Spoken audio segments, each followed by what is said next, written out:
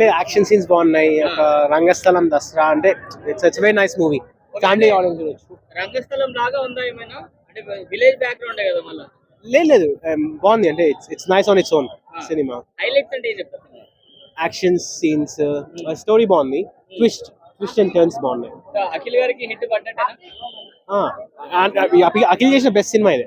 Okay, అంటే previous సినిమాలతో పోల్చుకుంటే ప్రీవియస్ సినిమాలు చేసి బెస్ట్ సినిమా. ఓకే. హలో బాగుంది, హలో తర్వాత ఇదే. మ్యూజిక్ ఎలా ఉంది? తమన్ బాగుంది మ్యూజిక్. అంటే పాటలు ఎంజాయ్ చేయలేదా మీరు? ఇన్స్టాగ్రామ్ లో తెగ ఎంజాయ్ చేసిరు పబ్లిక్. లేదు చాలా బాగుంది సినిమా నిజంగా. పాటలు, మ్యూజిక్, బ్యాక్గ్రౌండ్ స్కోర్. పాటలు బాగున్నాయి, మ్యూజిక్ బాగున్నాయి.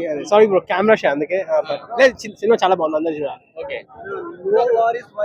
లవ్ అన్నారు కదా, అది మాత్రం క్లారిటీ అన్న సినిమాకి అయితే ఇచ్చేసిండు.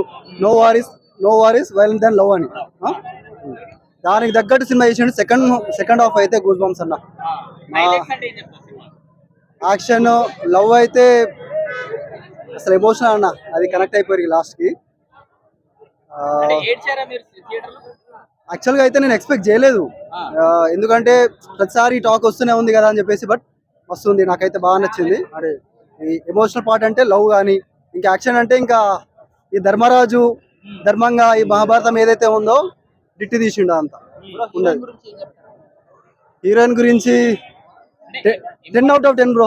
అసలు లవ్ కానీ, బ్యూటీ, ఇంకా క్యారెక్టర్, అది యాక్షన్ ఉంటాడు కానీ. అంటే ఈ మధ్యన వచ్చిన సినిమాలలో హీరోయిన్స్ ఎక్కువ ఇంపార్టెన్స్ ఇవ్వలేదు కదా, దీనికి ఇందులో ఏమైనా ఇచ్చారా? అట్లేం లేదన్న, భాగ్య బోర్సే అన్నిట్లలో ఎలా ఉందో సేమ్ ఇక్కడ కూడా అంతే, కాకపోతే ఇంకొంచెం మెట్టెక్కింది. ఓవరాల్ గా సినిమా గురించి ఓవరాల్ గా నాకైతే అవుట్ ఆఫ్ 10 కి 9 ఇస్తాను, 9.5.